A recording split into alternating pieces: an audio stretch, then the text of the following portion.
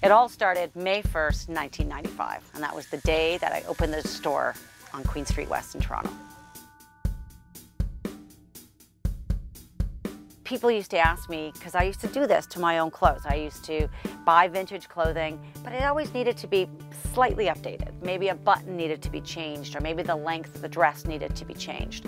So I used to do that to my own clothes, and people would ask me all the time, "Where'd you get that? Where'd you get that?"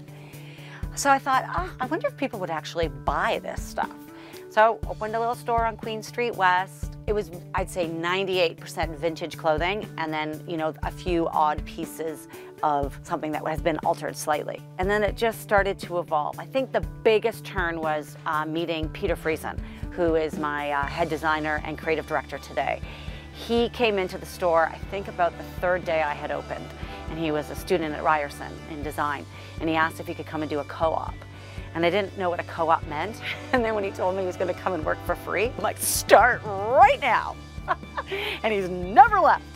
When I think of how we used to make the clothes to what I do now, it still makes me laugh. Originally, Peter would have been the only cut and sew guy out there. He would, you know, he'd make a sweater and I'd say, "Oh my God, I love it. I want to make it again." And he wouldn't know how to make it again. So we started figuring out different ways to make pictures of what he had done, make patterns of what he had done. And then once we had that, I said, you know what? We could have somebody work with you. And so we started hiring different students, mainly students, and they would do the cutting process. And then we would look at local sewers to put the pieces together. Now, we recycle over 100,000 sweaters a season. In the design phase, we will decide what colors will work well together. So we will decide that the blues and the browns are really in this season, and then there are certain sweater styles that can use patterns, certain that can't.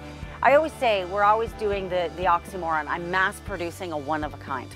We have to make sure the product does look somewhat mass. You know, when a big store like Anthropologie will order 4,000 sweaters of mine, they kind of have to look similar somewhat, or it's hard to merchandise in a big store.